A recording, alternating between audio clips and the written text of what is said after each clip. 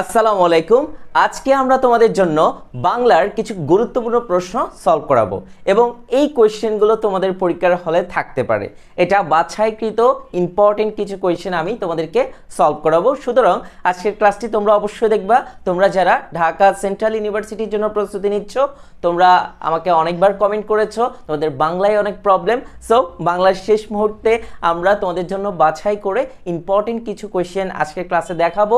সেই কোয়েশ্চেনগুলো তোমরা অবশ্যই মুখস্থ করে ফেলবা এবং আজকে ধারণা পাবা কোন ধরনের কোয়েশ্চেন তোমাদের আসতে পারে এবং তুমি নিজেকে যাচাই করো। দেখো আমি যখন কোয়েশ্চেনটা দিব তখন তুমি যদি অ্যান্সার দিতে পারো তাহলে নিজেকে একটা যাচাই করা হবে আসলে তোমার কয়টা হয়েছে, তোমার প্রস্তুতি কেমন তুমি বুঝতে পারবা। সো প্রিয় শিক্ষার্থী, বাংলার গুরুত্বপূর্ণ প্রশ্ন সমাধান করব।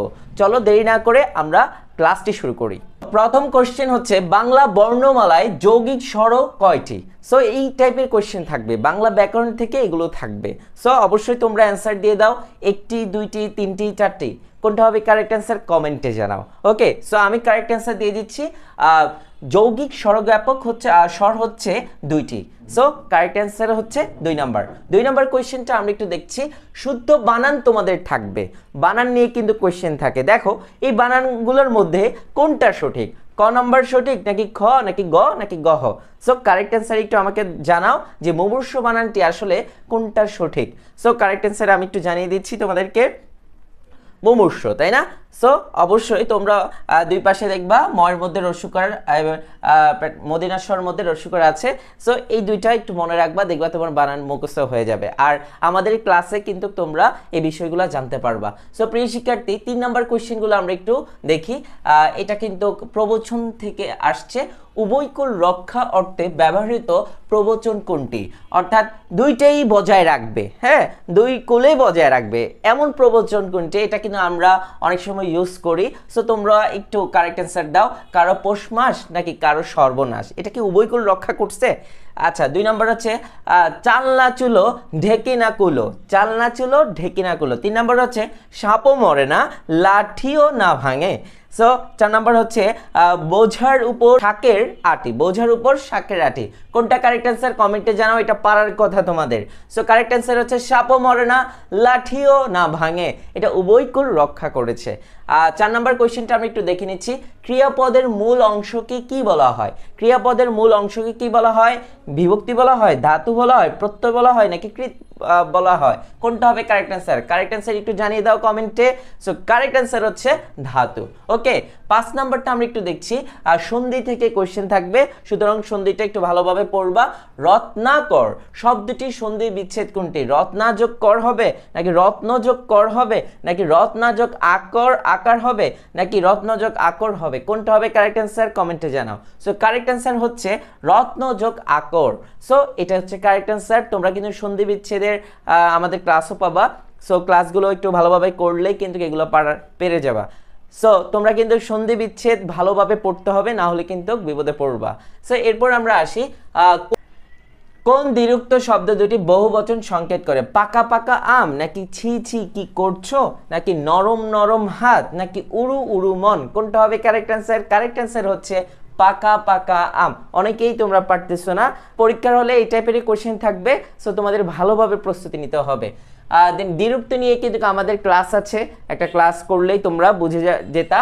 সো তোমরা যারা এখনো প্রস্তুতি নিতে চাও আমাদের সাথে প্রস্তুতি নিতে পারো। দেন আসি 7 নাম্বার, শেষের কবিতা রবীন্দ্রনাথের রচিত কি? দেখো শেষের কবিতা নাম মনে হচ্ছে যে কবিতা হতে পারে, এমনটা মনে হচ্ছে, কিন্তু আসলে এটা কারেক্ট অ্যান্সার না। কবিতার নাম হবে না। তারপর হচ্ছে গল্প সংকলনের নাম হবে নাকি উপন্যাসের নাম হবে নাকি কাব্য সংকলনের নাম হবে? এই ধরনের কোয়েশ্চেন তোমাকে কনফিউজ করবে। দেখো শেষের কবিতা, তুমি ভাববা যে কবিতার কথাই বলছে, তুমি কারেক্ট অ্যান্সার দিয়ে দিবে কবিতার কথা, কবিতার নাম লিখে দিবা, বাট আসলে এটা কারেক্ট না। সো কারেক্ট অ্যান্সার হচ্ছে উপন্যাসের নাম। শেষের কবিতাটা খুবই গুরুত্বপূর্ণ, এটা আসতে পারে। দেন আমরা আসি, এবং রবীন্দ্রনাথ ঠাকুর নিয়ে কিন্তু তোমাদের আসবে। রবীন্দ্রনাথ ঠাকুর কত সালে নোবেল পুরস্কার পায়, কোন কাব্যগ্রন্থের জন্য? এটা একটু কমেন্টে জানাও। সো দেখি তোমরা অ্যান্সার দিতে পারো কিনা। ওকে, তারপর আসি আমরা 8 নম্বরে দেখি, কোন শব্দে বিদেশি উপসর্গ ব্যবহৃত হয়েছে? নিখুঁত, আনমনা, অবহেলা, নিমরাজি। কোনটা হবে?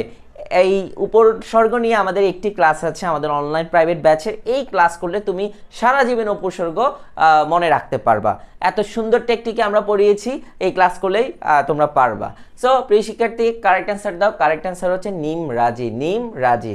ওকে, সো এই যে নিমটা, এটা একটা অবশ্যই বিদেশি উপসর্গ। দেন আমরা আসি 9 নাম্বার, কোনটি তদ্ভব শব্দ? শব্দ দেখে কোয়েশ্চেন থাকবে, যেমন তৎসম, তদ্ভব, অর্ধতৎসম, এগুলো একটু তোমাদের কোয়েশ্চেন থাকবে। সো এগুলো একটু ভালোভাবে তোমাদের পড়তে হবে, তাই না? এরপর আসি, সো কোনটি তদ্ভব শব্দ? তদ্ভব শব্দ হচ্ছে চাঁদ। অনেকেই পারতেছে, অনেকেই পারতেছে না। আমরা একটু দেখি 10 নম্বরের সমাস থেকে তোমাদের 100% একটা কোয়েশ্চেন থাকতে পারে। সমাস ভাষাকে কি করে? সমাস ভাষাকে কি করে? সংক্ষেপ করে, নাকি বিস্তৃত করে, নাকি ভাষারূপ ক্ষুণ্ণ করে, নাকি অর্থবোধক করে? কোনটা হবে কারেক্ট অ্যান্সার একটু জানিয়ে দাও। সমাস নিয়ে আমাদের 2টি ক্লাস আছে, এই 2টি ক্লাস করলে তোমার প্রস্তুতি হয়ে যাবে। যে কোনো জায়গা থেকে কোশ্চেন আসলে তুমি পারবা। যেমন আমরা যদি বলি সাহিত্য বিষয়ক সভা, সো এটা সমাস হয় সাহিত্য সভা। কি? সাহিত্য সভা। সো দেখো এটা কি করছে? সংক্ষেপ করছে না? এই যে এত বড় আমরা না বলে আমরা সংক্ষেপ করেছে, তাই না? সো সমাস কি করে? ভাষাকে সংক্ষেপ করে। সো এটা তোমাদেরকে বুঝিয়ে দিলাম। 11 নম্বরে আমরা চলে যাচ্ছি, উপসর্গের সঙ্গে প্রত্যয়ের পার্থক্য কি? উপসর্গের সঙ্গে প্রত্যয়ের পার্থক্য কি? উপসর্গ থাকে সামনে, প্রত্যয় থাকে পেছনে। ওকে, কারেক্ট অ্যান্সার হচ্ছে সি। 12 নম্বর দেখো, ষড় ঋতু শব্দের সন্ধি বিচ্ছেদ কোনটি? এটা অনেক সবাই ষড় যোগ ঋতু দিয়ে দেবে, কিন্তু আসলে এটা না, শর্ট হবে। এই যে শর্ট যোগ ঋতু। সো কিছু কিছু সন্ধি আছে মনে হচ্ছে যে তুমি পারো, আসলে কিন্তু না, একটু ক্রিটিক্যাল। সো এগুলো থেকে কোশ্চেন থাকবে। 13 নম্বর, বীরবল নিম্নোক্ত একজন লেখকের নাম। বীরবল কিন্তু একটা ছদ্মনাম হিসেবে ব্যবহার করা হতো লেখকের। সো এখানে দেখো কার কথা হবে? প্রথম চৌধুরী, প্রমোদ চৌধুরী, নাকি সুধীন্দ্রনাথ দত্ত, নাকি দুর্জাটি প্রসাদ? কোনটা হবে কারেক্ট অ্যান্সার? প্রমোদ চৌধুরী। আচ্ছা, 14 নম্বর, কোনটি কাজী নজরুল ইসলামের রচিত গ্রন্থ? কোনটি কাজী নজরুল ইসলামের রচিত গ্রন্থ? বিশের বাসী, বন্দির বন্দনা? কোনটা হবে কারেক্ট অ্যান্সার? বিশের বাসী। 15 নম্বর হচ্ছে চাঁদের হাট অর্থ কি? বন্ধুদের সমাগম, নাকি আত্মীয় সমাগম, নাকি প্রিয়জনদের সমাগম? কারেক্ট অ্যান্সার হচ্ছে প্রিয়জনদের সমাগম। সো দেখো এই ভাগ দ্বারা কিন্তু আসবে, ঠিক আছে? সো তোমাদের এই টাইপের কোয়েশ্চেন থাকবে ব্যাকরণ থেকে, তোমরা এগুলো ভালোভাবে পড়বা। এখনো অনেক বেশি চিন্তিত আছো যে কোন টপিকগুলো পড়বা, তোমার তো প্রস্তুতি এখনো নিতে পারোনি ভালোভাবে। সো তোমাদের জন্য কিন্তু একটা গুড নিউজ আছে, আমাদের কিন্তু অনলাইন প্রাইভেট ব্যাচ আছে, এবং আমাদের কিন্তু এক্সাম ব্যাচ, অর্থাৎ যেখানে মডেল টেস্ট নেওয়া হবে সেই ব্যাচও আছে। তোমরা চাইলে আমাদের মডেল টেস্ট এবং ক্লাসের ব্যাচে ভর্তি হতে পারো। আমাদের ক্লাসের ব্যাচে ভর্তি হলে তোমরা ক্লাসগুলো করলা আমাদের অনলাইন প্রাইভেট ব্যাচের, দেন হচ্ছে মডেল টেস্টগুলো দিয়ে তোমার প্রস্তুতি গুছিয়ে নিতে পারো। এবং তোমরা জানো দীর্ঘ 5 বছর ধরে আমরা 7 কলেজ নিয়ে কাজ করছি, এবং 7 কলেজে এই পর্যন্ত আমাদের 1400 জন স্টুডেন্ট চান্স পেয়েছে। এমনি না, আমরা যেই ক্লাসগুলো নিচ্ছি, যে টপিকগুলো পড়াচ্ছি, এগুলো খুবই ইম্পর্টেন্ট, যার জন্য পরীক্ষার হলে কমন পড়ে যায়, এবং দেখা যাচ্ছে স্টুডেন্টরা পরীক্ষার হলেই কিন্তু তারা পর্যাপ্ত দাগিয়ে আসে এবং তারা কিন্তু চান্স পেয়ে যায়। সো সেক্ষেত্রে তোমাকেও এইভাবে পড়তে হবে, ইম্পর্টেন্ট টপিকগুলো পড়তে হবে এবং বুঝে বুঝে পড়তে হবে, না হলে কিন্তু তুমি চান্স পাবে না। এই বছর অনেক বেশি কঠিন হবে, যেহেতু 7 কলেজ এখন সেন্ট্রাল ইউনিভার্সিটি একটা পাবলিক ইউনিভার্সিটি, অনেক বেশি কঠিন হবে এবং নেগেটিভ মার্কিং অ্যাড হচ্ছে। সুতরাং তোমাদের কিন্তু এখন ভালোভাবে প্রস্তুতি নিতে হবে, আর ইনশাল্লাহ আমাদের ক্লাসগুলো আর মডেল টেস্টে যুক্ত হলে ইনশাল্লাহ তোমার চান্স হয়ে যাবে। আর এই অল্প সময় কিন্তু প্রস্তুতি নেওয়া পসিবল যদি তোমার ইচ্ছে থাকে। সো আমাদের কিন্তু এখন ডিসকাউন্ট চলতেছে ক্লাসের ব্যাচে। সো তোমরা আমাদের ক্লাসের ব্যাচে কি কি আছে একটু দেখে নাও, তোমরা চাইলে ভর্তি হতে পারবা। চলো আমরা একটু দেখে নিচ্ছি। আমরা দেখব মানবিক ইউনিটে কি কি থাকছে। এখানে 60টি ক্লাস থাকছে এবং প্রত্যেকটি ক্লাস 1.5 থেকে 2 ঘন্টা করে ক্লাসের লেকচার শিট পাবা। এই লেকচার শিটগুলো ভালোভাবে পড়লে আর ক্লাসগুলো করলে ইনশাল্লাহ তোমার চান্স হয়ে যাবে। সো কোর্স ফি 1500 টাকা, বাট এখন 300 টাকা ডিসকাউন্ট চলছে। আর কারো যদি কোনো প্রবলেম হয় আমাকে ডিরেক্ট কল দিবা এই নাম্বারে, অবশ্যই আমি তোমাদেরকে স্যাক্রিফাইস করব। সো প্রিয় শিক্ষার্থী, আমরা দেখছি তারপরে হচ্ছে আমরা দেখব হচ্ছে এই ইউনিট, অর্থাৎ বিজ্ঞান ইউনিটে আমাদের কি কি থাকছে। বিজ্ঞান ইউনিটে আমাদের কিন্তু এখানে 120টা ক্লাস আছে, প্রত্যেকটা বিষয় 20টা করে ক্লাস আছে। এখন ভর্তি হলে এখন তুমি সিরিয়াল অনুযায়ী ক্লাসগুলো পেয়ে যাবা।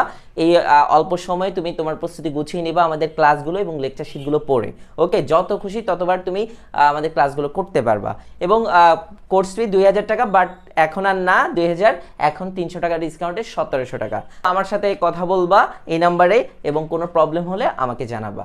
এরপর আসি আমরা আমাদের কমার্স ইউনিটে কি কি থাকছে? কমার্স ইউনিটের বাংলা, ইংরেজি, হিসাব বিজ্ঞান, ব্যবস্থাপনা, ফিনান্স, মার্কেটিং প্রত্যেকটা বিষয় করে 20টা করে ক্লাস থাকছে এবং প্রত্যেকটা ক্লাসের লেকচার শিট পেয়ে যাবা। এবং কোর্স ফি 1800 টাকা, বাট এখন আর 1800 টাকা নেই, 300 টাকা ডিসকাউন্টে 1500 টাকা। দ্রুত ভর্তি হয়ে যাও এই নাম্বারে যোগাযোগ করে। এখন তোমরা যারা আমাদের এক্সাম ব্যাচে যুক্ত হতে চাচ্ছ, তোমরা চাইলে আমাদের এক্সাম ব্যাচে যুক্ত হতে পারো। চলো একটু এক্সাম ব্যাচের আমরা দেখি কি কি আছে। 30টা মডেল টেস্ট আছে, 3000 প্রশ্ন আছে, এখান থেকে তোমরা অনেক বেশি কোয়েশ্চেন কমন পাবা। আমাদের এখানে দেখো মডেল টেস্ট ফি মাত্র 500 টাকা। এখন আমরা একটু মডেল টেস্টটা কীরকম হয় একটু দেখাই তোমাদেরকে। একেবারে তোমাদের পরীক্ষা যেমন থাকে ঠিক তেমনই কিন্তু আমাদের মডেল টেস্টগুলো নেওয়া হচ্ছে, সুতরাং তোমরা নিশ্চিন্তে মডেল টেস্টগুলো দিতে পারবা। দেখো এটা একটা মডেল টেস্টের নমুনা, এইভাবে তোমাদের কোশ্চেন দেওয়া থাকবে, তোমরা দাগাবা, এভাবে দাগাবা, ইম্পর্টেন্ট কোশ্চেনগুলো আছে এভাবে দাগাবা। এই যে বাংলা দেওয়া আছে এখানে, এভাবে 100টার মতো কোশ্চেন দেওয়া থাকবে, এই যে ইংরেজি কোশ্চেন, সুন্দরভাবে এই কোশ্চেনগুলো দাগাবা, দাগানোর পর জমা দিবা। এখানে জমা দেওয়ার অপশন আছে, জমা দিলে তুমি কত পেয়েছো ওটা দেখাবে এবং কোনটা ভুল কোনটা কারেক্ট সেগুলো দেখাবে। সো সেই সময় তোমার পরীক্ষা দেওয়াটা অনেক বেশি জরুরি। সেই সময় যদি তুমি পরীক্ষাটা দিতে পারো তাহলে কিন্তু তুমি ভালো করবা। সো প্রিয় শিক্ষার্থী, আমাদের মডেল টেস্টে যুক্ত হয়ে যাবা। যারা আমাদের মডেল টেস্ট এবং ক্লাসের কোর্সে যুক্ত হবা, দুইটাতেই যুক্ত হবা, তাদের জন্য আরও ডিসকাউন্ট আছে। ওকে, সো আমরা দেখি এই ইউনিটে কী কী থাকছে। এই ইউনিটে প্রায় 30টি পরীক্ষা থাকছে এবং প্রায় 4500 প্রশ্ন পাবা, এখান থেকে কমন পেয়ে যাবে ইনশাল্লাহ। মডেল টেস্ট ফি মাত্র 500 টাকা। এই নাম্বারে যোগাযোগ করে আজই ভর্তি হয়ে যাও। সবাই ভর্তি হয়ে যাচ্ছে, তুমি কেন ভর্তি হচ্ছ না? তোমার কি চান্স পাওয়ার ইচ্ছে নাই? সো একটু ভালোভাবে প্রস্তুতি নাও যাতে চান্স হয়ে যায়। সো এইখানে আসো, কমার্স ইউনিটে দেখো কি কি আছে। প্রায় 30টি মডেল টেস্ট আছে, 3600 প্রশ্ন আছে, এখান থেকে ইনশাল্লাহ কমন পাবা। কোর্স ফি মাত্র 500 টাকা। আজই এই নাম্বারে যোগাযোগ করে ভর্তি হয়ে যাও। তোমরা যদি আমাদের ক্লাসের ব্যাচ এবং আমাদের মডেল টেস্টে যুক্ত হও তাহলে কিন্তু স্পেশাল ডিসকাউন্ট পাচ্ছ। সো প্রিয় শিক্ষার্থী, দেরি করো না। আর আজকের ক্লাস যদি তোমাদের ভালো লাগে তোমরা অবশ্যই শেয়ার করে দিবা, তাহলে এই ধরনের আরও অনেক বেশি আমি ক্লাস দিব। এবং কমেন্টে তোমরা কে কত পেয়েছো একটু আমাকে জানাবা। আজকে এই পর্যন্ত থাকলো, পরবর্তী ক্লাসের আমন্ত্রণ জানিয়ে আজকের মতো বিদায় নিচ্ছি। আল্লাহ হাফেজ।